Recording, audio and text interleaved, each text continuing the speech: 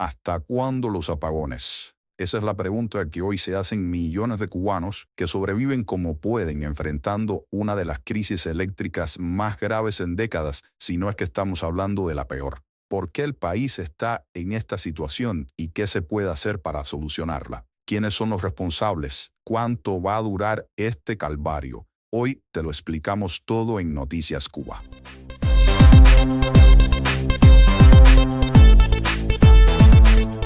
Antes de comenzar es necesario explicar algo que genera cierta confusión, aunque es comprensible la razón. Muchísimos cubanos de dentro y de fuera de Cuba, claramente enojados con la situación eléctrica actual, culpan a Díaz-Canel, Raúl Castro y Manuel Marrero de la situación actual y dicen que la situación no mejora porque esos mandamases de la política y la burocracia cubana tienen electricidad en sus casas. La afirmación es cierta y bastante cierta, pero en parte. Es la dirigencia cubana la principal responsable de la situación de crisis eléctrica que vivimos hoy. Eso es así. Y claramente nadie se los imagina sin aire acondicionado o agua fría. Pero eso no quiere decir que no les preocupe ni asusten los apagones y tampoco quiere decir que no quieran solucionar el asunto. Para ellos es un tema de sobrevivencia política y ahora te lo explico mejor. La creencia popular de que los que mandan en Cuba son indiferentes a los apagones por tener garantizado su propio suministro eléctrico es errónea. En realidad, la crisis energética les preocupa profundamente, sobre todo por dos razones fundamentales, aunque hay más de dos. Primero, los apagones generan un descontento social que puede derivar en protestas masivas, si no recordemos el 11 de julio de 2021, amenazando directamente la estabilidad del gobierno, que bastante en el filo de la navaja está. Segundo, esta situación está saboteando su estrategia de desarrollo turístico, en la cual han invertido enormes recursos que esperan recuperar con creces, pero les está saliendo mal la jugada. El régimen ha priorizado la construcción de hoteles de lujo por encima de inversiones esenciales en agricultura, industria o, por ejemplo, salud pública también. Sin embargo, esta apuesta está fracasando rotundamente. Los turistas no se conforman con hospedarse en instalaciones modernas y bonitas si la ciudad que los rodea está sumida en la oscuridad. El visitante busca experimentar la vida cultural, en el más amplio sentido de la palabra, y la vida urbana cubana, la cultura cubana en general, algo imposible cuando las calles y negocios permanecen sin electricidad. Y es por eso también que se explica en parte por qué La Habana siempre tiene más electricidad que el resto de las provincias. En gran parte es también por mantener un poco contento al turismo que sigue yendo al principal polo turístico que es la capital cubana. De modo que la incapacidad del gobierno para resolver la crisis energética, pese a su evidente interés y necesidad de hacerlo, revela el nivel de desesperación y la profunda crisis que enfrenta el régimen cubano. Ahora mismo es probable que Miguel Díaz-Canel sueñe despierto con soluciones mágicas al asunto de los apagones. Pero la realidad es que él y su gobierno están empantanados, sin recursos ni dinero para acometer los cambios necesarios y también con una falta de imaginación y talento notables. En Cuba no solo falta corriente, sino liderazgo político real y también capacidad técnica, de esto no se habla mucho, una capacidad técnica que se ha evaporado al compás de la crisis migratoria. La desprofesionalización es hoy un mal a todos los niveles en Cuba y eso implica una seria incapacidad para enfrentar los principales problemas del país, también los problemas técnicos. Sé que suena un poco fácil decirlo, pero la crisis eléctrica que enfrenta Cuba es un desafío de múltiples dimensiones. Vamos a usar la jerga de los dirigentes. Ellos dicen es multifactorial. Es el resultado, en efecto, de factores interrelacionados que afectan tanto la infraestructura como la economía y la vida cotidiana. Es decir, que para explicar los apagones no basta con referirse a una sola causa,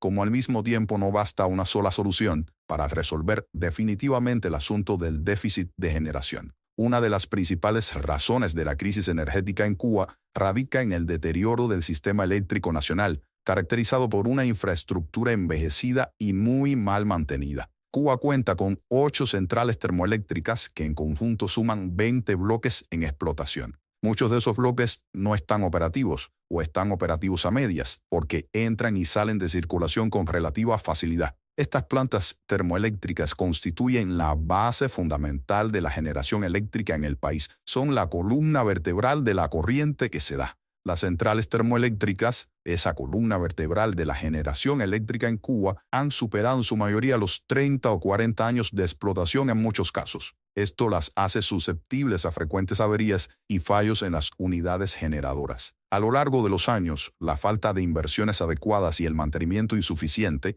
han intensificado los problemas. La obsolescencia de estas instalaciones no solo limita la capacidad de generación, sino que también incrementa el costo de operación y reduce la eficiencia energética. El panorama se complica aún más debido a la imposibilidad de adquirir equipos modernos y repuestos esenciales. Otro factor determinante es la grave escasez de combustible, imprescindible para alimentar las plantas generadoras de electricidad. Esta situación se debe a varias razones. Por ejemplo, falta de divisas. Cuba enfrenta severas limitaciones financieras para importar el combustible necesario, y eso lo sabemos todos. La dependencia de Venezuela. Bueno, históricamente la isla ha dependido de los envíos de petróleo venezolano, sobre todo en los últimos 20 años. Sin embargo, en los últimos tiempos esta fuente ha disminuido significativamente debido a la inestabilidad económica y política en el país vecino del sur. También pesan las sanciones internacionales, hay que decirlo. Las restricciones económicas impuestas por Estados Unidos también complican el acceso a proveedores alternativos de combustible. Igual si pudieran acceder a ellos tampoco podrían pagar ahora mismo, pero realmente ocurre así. La insuficiencia de petróleo afecta directamente la capacidad de generación de electricidad, exacerbando los apagones y limitando las operaciones de sectores clave. Y si no, piensen en las patanas turcas, que muchas veces han dejado de producir electricidad porque no tienen combustible para funcionar. Y lo mismo pasa con los grupos electrógenos. Cuba está inmersa ahora mismo en un círculo vicioso, donde la crisis energética y económica se retroalimentan, dificultando cualquier solución estructural.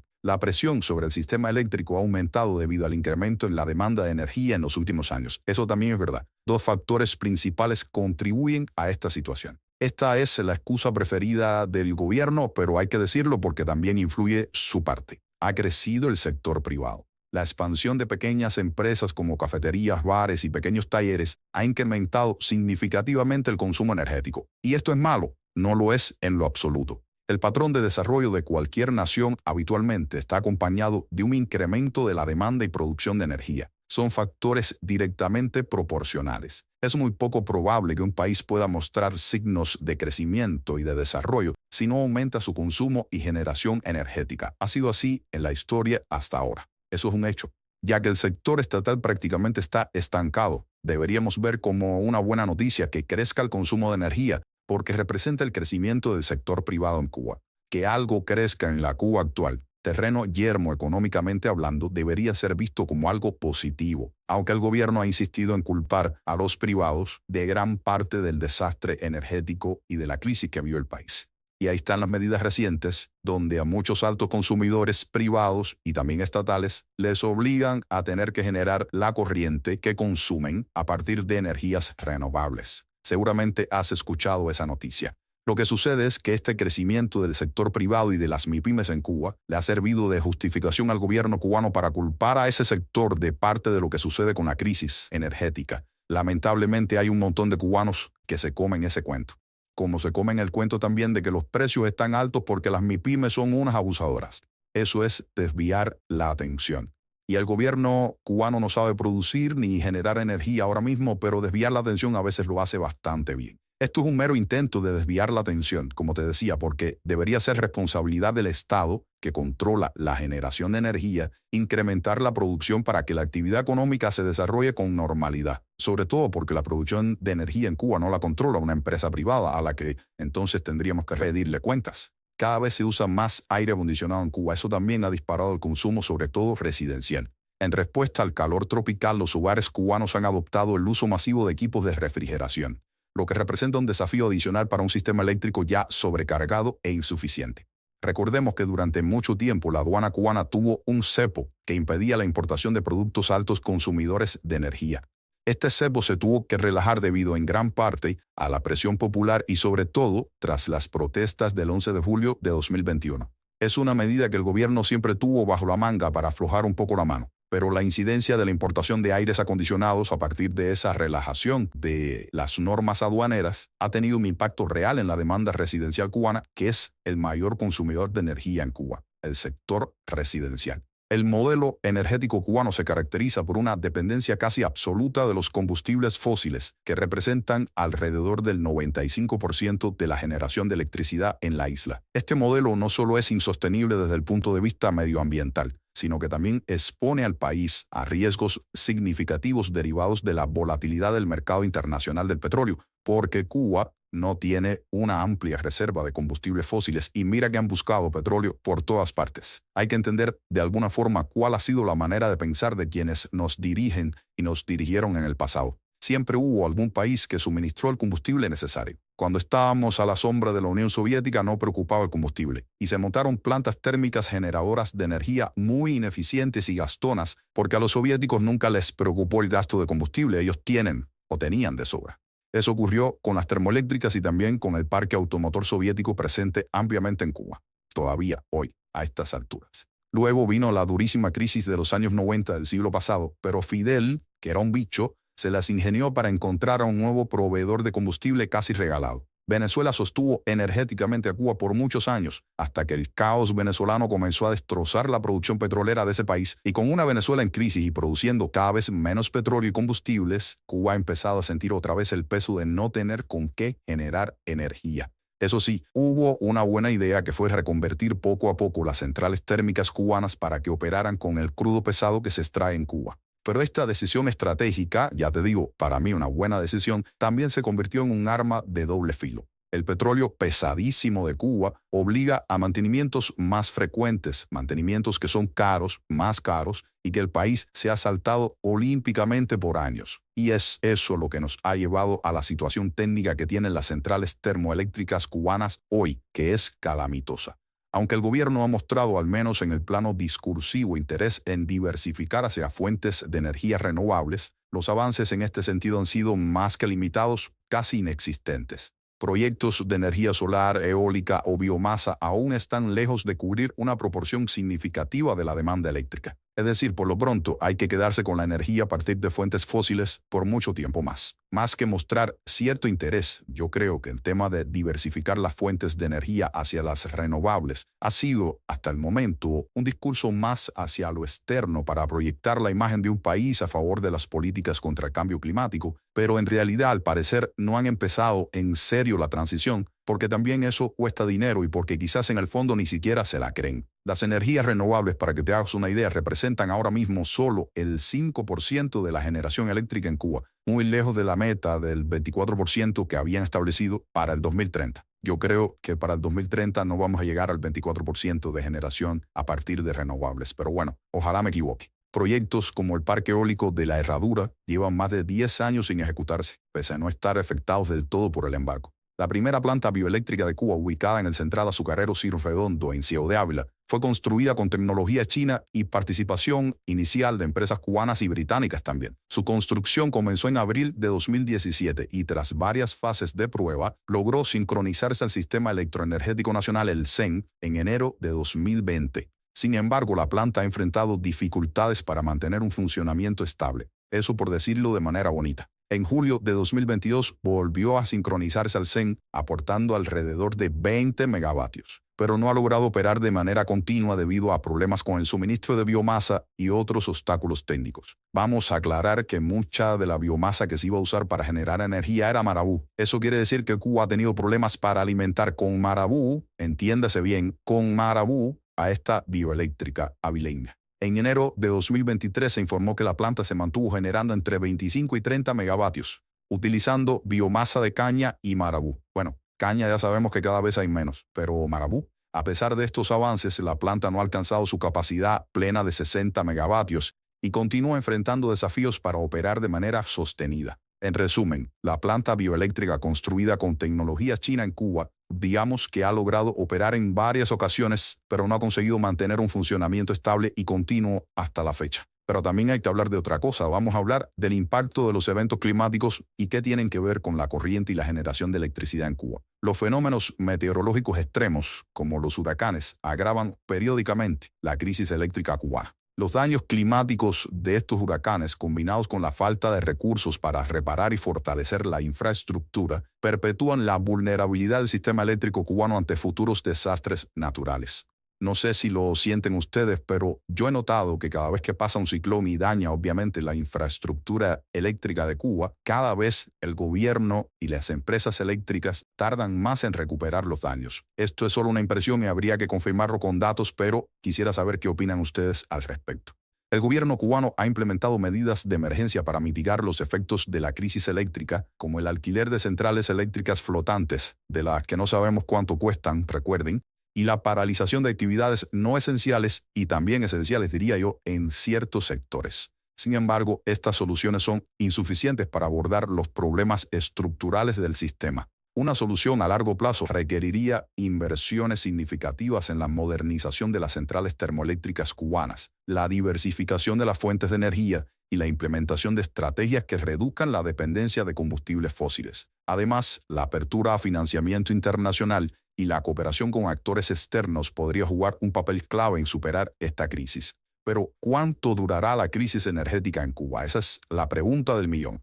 La crisis es un tema complicado y lamentablemente no parece que tenga una solución a corto plazo. Lamento ser tan pesimista, pero es así. Hasta ahora, no hay una fecha concreta para su fin. Las autoridades han dicho que los apagones no se van a terminar pronto, aunque aseguran que la situación podría mejorar poco a poco. ¿Y qué les queda? No pueden decir otra cosa. Tampoco pueden decir que todo va a estar mal siempre. Sin embargo, estas promesas gubernamentales ya las hemos escuchado antes, una y otra vez, y la realidad es que todo sigue empeorando y 2024 ha sido el ejemplo perfecto. El gobierno ha propuesto soluciones a largo plazo, como la instalación de 100 parques solares de aquí al 2031. Esto suena bien, pero entre promesas y hechos hay un largo trecho. Además, según expertos, se necesitarían unos $10.000 millones para modernizar el sistema eléctrico cubano. $10.000 millones. Una cifra enorme que, siendo sinceros, parece fuera del alcance del país en este momento. ¿De dónde va a salir todo ese dinero? Es una gran incógnita. A esto se suman problemas de fondo, falta de combustible importado y centrales termoeléctricas viejas, como te dijimos, que fallan constantemente. Son cuestiones estructurales que, por desgracia, no tienen una solución sencilla ni rápida. El gobierno ha implementado medidas de emergencia, pero son paliativos y no resuelven el problema de fondo. La solución energética en Cuba enfrenta el reto principal de ¿quién paga eso? Una pregunta clave que ha detenido proyectos previos con empresas como Siemens y Total, por ejemplo. Las empresas internacionales necesitan garantías de pago claras para invertir en infraestructura energética en Cuba. Un cambio inmediato, como el levantamiento del embargo, no resolvería la crisis energética rápidamente. Las negociaciones e inversiones tomarían años. Los proyectos energéticos en Cuba requieren una combinación de recursos extranjeros, multilaterales y bilaterales, pero dependen de un plan económico viable y garantizado, algo que Cuba ahora mismo no puede ofrecer. Lo que sí está claro, y eso lo han dicho un montón de expertos, es que reactivar el sistema eléctrico cubano, que está prácticamente muerto, hasta a parámetros normales, tomaría años, incluso en un escenario de cambios económicos favorables.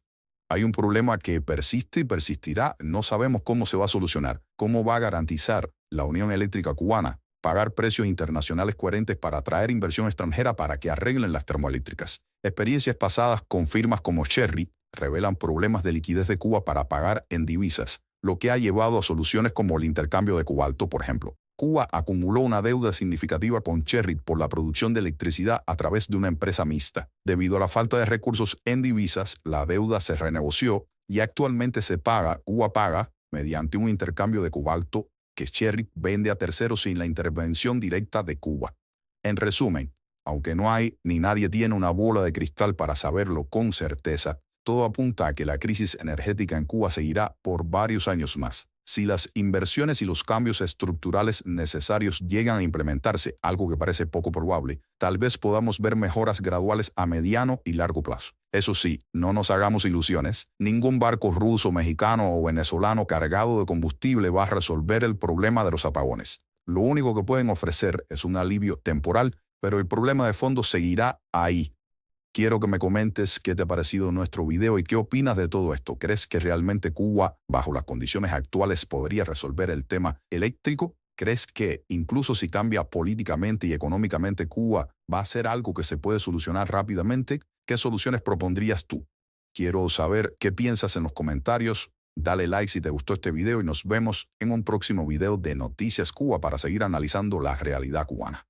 Chao.